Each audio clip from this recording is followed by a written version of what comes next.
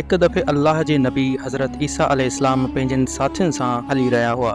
एतिरे में पाण जे साथियुनि चयो, ए ईसा इब्ने मरियम, छा तव्हांजो अल्लाह आसमान खां खाधो लाहे सघे थो?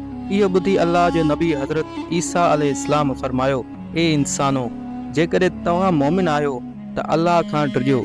त उन्हनि चयो, असां त पंहिंजे ईमान जी ताज़गी जे लाइ अर्ज़ु करे रहिया आहियूं त जीअं असां अल्लाह जी कुदरत खे ॾिसूं ऐं पेट भरे खाधो खाई पंहिंजे ईमान खे वधायूं, ऐं उहे माण्हू जेके कुफर में आहिनि उन्हनि जो ईमान बि तव्हां ते थी वञे।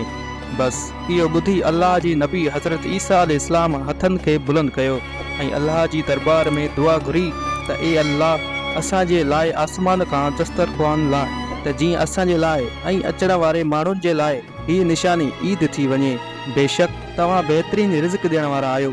बसि अल्लाह जीअं ई हज़रत ईसा अलैहिस्सलाम जी दुआ ॿुधी त फरमाइण लॻा, ए ईसा, तव्हांजो परवरदिगार तव्हांजी दुआ क़बूल करे छॾी। पर हिन दस्तरख़्वान जे लाहिण खां पोइ अगरि हिननि माण्हुनि ख़यानत कई त हिननि ते उहो अज़ाब नाज़िल थींदो जेको अचण वारे नसलनि जे लाइ मिसाल थी वेंदो।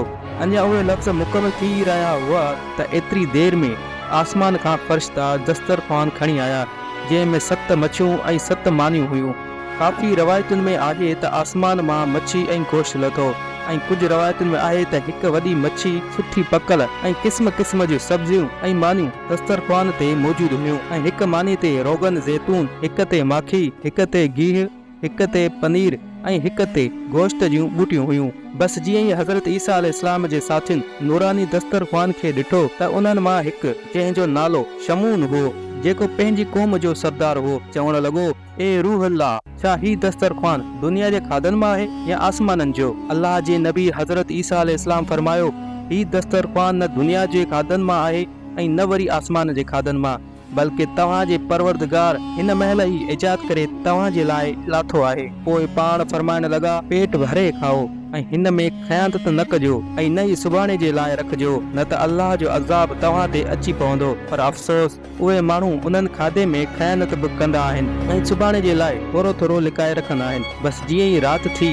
सभु पेट भरे सुम्हनि पिया त अल्लाह जो अज़ाब उन्हनि ते अची पहुतो। हाणे जीअं ई सिजु उभिरियो त उन्हनि मां कुझु सूअर ऐं कुझु भोली थी विया ऐं हेॾे होॾे भॼण लॻा। अल्लाह जे नबी हज़रत ईसा अलैहिस्सलाम उन्हनि खे ॾिठो त अल्लाह खां दुआ घुरी त पोइ टे ॾींहं हू सभु अल्लाह ऐं अल्लाह जे नबीअ जा नाफ़रमान हिन दुनिया मां मरी ख़तम थी विया। बेशक अल्लाह जे नाफ़रमाननि जो इहो ई हशर थींदो आहे। अल्लाह पाक हिन वाक़िए खे पंहिंजे किताब क़ुरान मजीद जी सूरत माइदा में महफ़ूज़ कयो आहे। तॾहिं उन सूरत खे माइदा यानी दस्तरख़्वान चवंदा आहिनि। ए अल्लाह, असां सभिनी खे पंहिंजो फरमान बरदार माण्हुनि में शामिल कर ऐं असां सभिनी खे अहिड़ो कर जहिड़ो तव्हां असांखे ॾिसणु चाहियो था।